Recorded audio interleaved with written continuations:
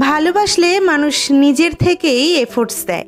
তাকে বারবার বলে দিতে হয় না কোনটা প্রয়োজন কোনটা না, কোনটা খারাপ লাগে কোনটা ভালো লাগে, সেগুলো আস্তে আস্তে সে নিজেই রপ্ত করে ফেলে। এই যে আমাদের জেনারেশন পোস্টে মেনশন বা রিলস পাঠিয়ে ভাবে মানুষটা এরপর এসব দেখে তার যত্ন নেওয়া শিখবে, ভালোবাসতে শিখবে। এটা আদতেই ভুল।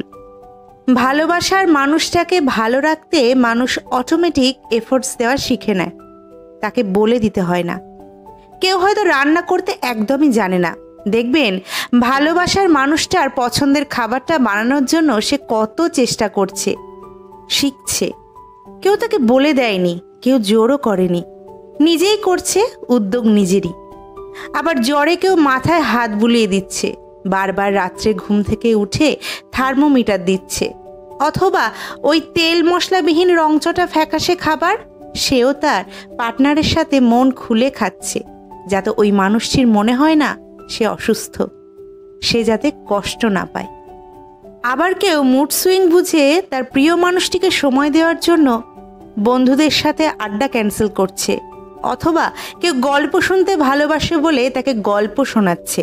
আবার কেউ রুটিন পরিবর্তন করছে, কেউ বা অভ্যাসে তাকে মিশিয়ে নিচ্ছে। এই যে ছোট ছোট এফোর্টস, যত্ন নেওয়া, না বলা কথা নিজের থেকেই বুঝে নেওয়া, নিজের সবটুকু দিয়ে তাকে ভালো রাখার চেষ্টা করা, সময় দেওয়া, ধৈর্য ধরে শুনতে পারা, এই যে একটা মনোভাব, এটা সম্পূর্ণ নিজের।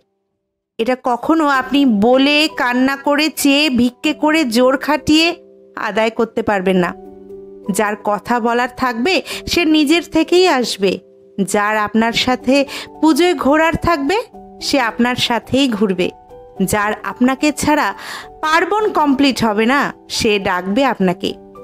এগুলো নিজের থেকে আসে, ভেতর থেকে। ভালোবাসলে অটোমেটিক আসে। নইলে রিলস পাঠিয়ে বুঝিয়ে দেখিয়ে শুনিয়ে মেনশন করে এসব হয় না। একটু কথা বলো না, একটু ঘুরতে চলো না, একটু সময় দে না, এসব আপনি অভিযোগ করতে করতে ক্লান্ত হয়ে গেলেও কেউ নিজের থেকে আপনার জন্য না করলে এগুলো আপনি পাবেনই না। এটাকে লাক বলে। ওই যে বলে না, পৃথিবীর সব বৈভব টাকা দিয়ে কেনা গেলেও ভালোবাসা কেনা যায় না। এই জিনিসটাই টাকা দিয়ে ঠিক কিনতে পারবেন না। চেষ্টা করে দেখতে পারেন, তবে আমি বলছি হেরে যাবেন। এটা অত সস্তা না, এটার জন্য ভাগ্য লাগে, ভালোবাসা লাগে।